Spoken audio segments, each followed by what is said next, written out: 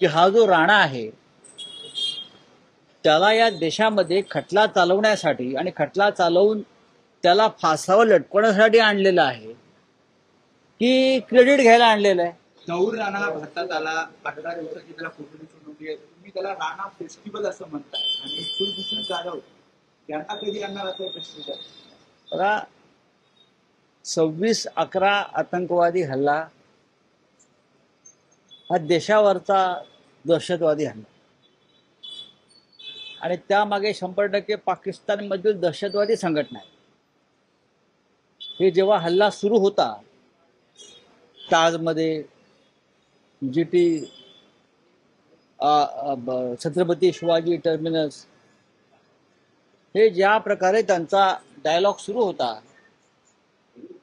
तिथून स्पष्ट आहे त्यातले प्रमुख जे कसाब बरोबरचे लोक होते 8 ते मारले गेले, पोलिसांनी किंवा कमांडोजनी मारले. एकमेव त्यातला जिवंत सापडला आमच्या तुकाराम ओंबळे यांच्यामुळे, तो कसाब. त्या कसाबलाही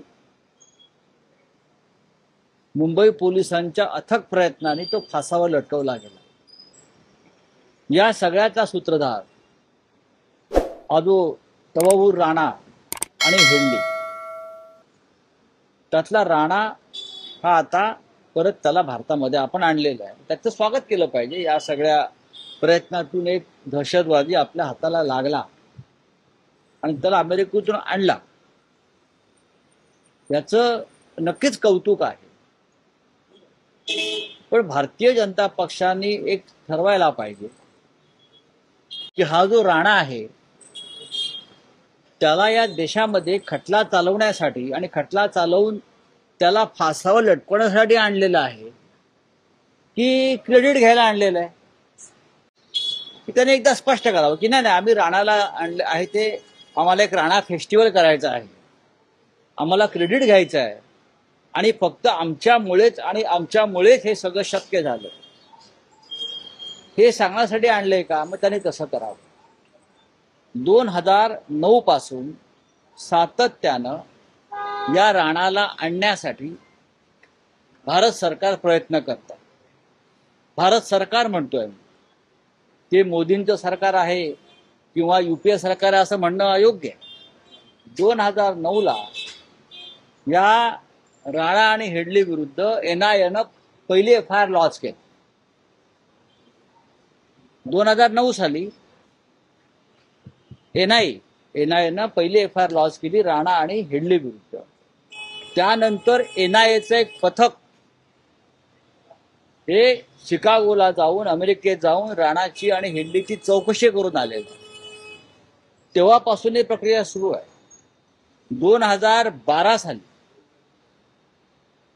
विदेश मंत्री सलमान खुर्शीद त्यावेळेचे 2012 साली विदेश मंत्री सलमान खुर्शीद आणि तेव्हाचे आपले विदेश सचिव जे होते त्यांनी अमेरिकेत जाऊन राणाच्या भारतात पाठवण्यासंदर्भात अमेरिकन सरकारशी हिलरी क्लिंटन यांच्याशी चर्चा केली. त्यांच्या ज्या सेक्रेटरी होत्या परराष्ट्र खात्याच्या तेव्हा त्या प्रमुख होत्या त्यांच्याशी चर्चा केलेली आहे. ही एक निरंतर चाललेली प्रक्रिया आहे. त्याच्यामध्ये मी भारत सरकार म्हणतो, आम्ही भारत सरकार म्हणतो, कोणताही पक्ष नाही. क्रेडिट घ्यायला आणलंय का तुम्ही, मग तसं जाहीर करा. मग त्याचे पुतळे उभारा आणि खाली बसून फोटो काढा, भाजपवाल्यांना म्हणावं. या देशाच्या सुरक्षेचा प्रश्न आहे आणि तुम्ही क्रेडिट कुठलं घेताय. मग तुम्ही पुलवामाचं क्रेडिट घ्या. कुलभूषण जाधवला तुम्ही अद्याप सोडवू शकलेला नाही, त्याचे क्रेडिट घ्या. एक एक्स रिटायर्ड नेव्ही ऑफिसर जो पाकिस्तानच्या तुरुंगामध्ये अनेक वर्ष खितपत पडलेला आहे, मग घुसून आतमध्ये घुसा आणि त्याने घेऊन या ना. राजनाथ सिंग वगैरे लोक म्हणतात ना भारतीय जनता पक्ष घुस कर लेके आएंगे, घुस कर मारेंगे. मग कुलभूषण जाधव यांना घेऊन या, नीरव मोदी यांना घेऊन या, मेहुल चोक्सीला घेऊन या. आज आपण सामना वाचला असेल, त्यात म्हटलंय क्रेडिट कसलं घेताय तुम्ही, दहशतवादाचं. काही गोष्टी तुम्ही सोडून द्या. बिहारच्या आणि पश्चिम बंगालच्या निवडणुकांच्या आधी या राणाला फासावर देतील आणि संपूर्ण देशामध्ये परत तो राणा फेस्टिवल साजरा करेल, ही यांची योजना आहे. या देशामध्ये महागाई प्रचंड वाढलेली आहे, ट्रम्पच्या टेरिफमुळे हाहाकार वाजलेला आहे, अशा अनेक गोष्टी आहेत. त्याच्यामुळे अनेक गोष्टी ते मुहूर्त पाहून करतात. जसं ज्या दिवशी टेरिफ लावलं त्या दिवशी वक्फ बोर्डाचं बिल आणलं आणि काल राणा आणलं, असे यांचे हे फेस्टिवल सुरू असतात.